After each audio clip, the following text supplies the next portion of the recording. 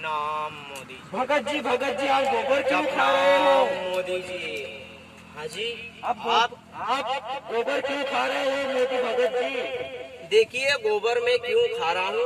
आज वर्तमान में मेरे गुरु के ऊपर जो दबाव बनाया जा रहा है कानून को लेके, तो मैं यही कहना चाहता हूँ कि मैं अपने गुरु ने जो लागू किया है कानून, वो एकदम सही है और मैं उनकी हार देखना नहीं चाहता।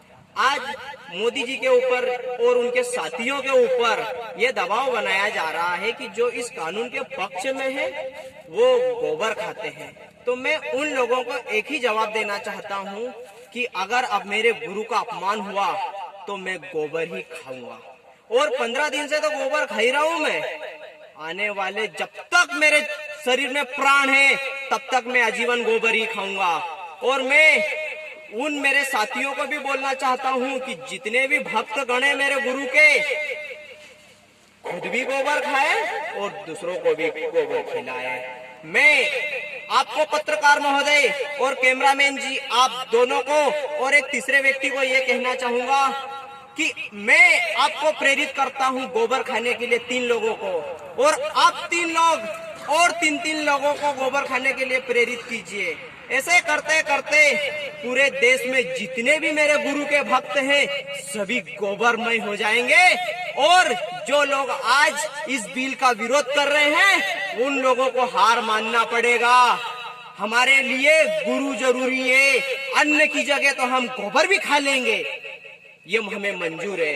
पिछले 6-6.5 सालों में मेरे गुरु ने विकास की बाढ़ ला दी है, बाढ़।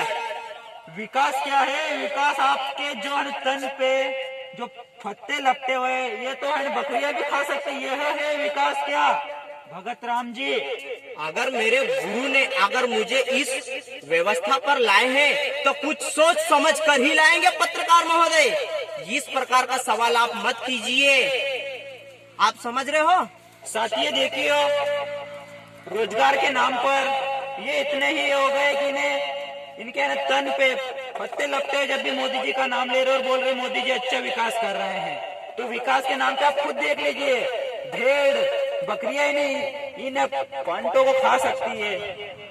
देखिए मेरे गुरु की वजह से आज मैं जहाँ पर भी हूँ, अच्छे पद पर हूँ, मेरे गुरु की वजह से हूँ। आप समझते नहीं हो। अगर उन्होंने ये व्यवस्था लागू की है तो कुछ सोच समझ कर ही की होगी। पत्रकार महोदय, आप विपक्ष के हाथों बिक चुके हो, आपको विकास दिखाई नहीं दे रहा है। मोदी भगत जी, मोदी जी ने कुछ भी फैसला सोच समझ कर लिया। मोदी जी ने देश को बेच दिया, वो भी क्या सोच समझ कर बेचा है? हमारा क्या होगा? देखिए कुछ अच्छा करने के लिए अगर देश को बेचना भी पड़े, मेरे घर को भी बेचना पड़े, और जो आज वर्तमान में ये आप मेरी जो झोपड़ी देख रहे हो अगर ये भी बिक जाए तो चलेगा, मगर मेरे गुरु का अपमान मैं कदापि बर्दाश्त नहीं कर सकता पत्रकार महोदय। साथियों देखिए, इनके सभी निजीकरण हो गए, उसके बाद भी ये इतने ही बहे हो गए, अंधे हो गए हैं कि इन्हें मोदी के ही चाह में डूब चले हैं, और इन्हें सब कुछ इनका घर त्याग दिया है और आज गोबर खाने के लिए मंजूर हो गए हैं।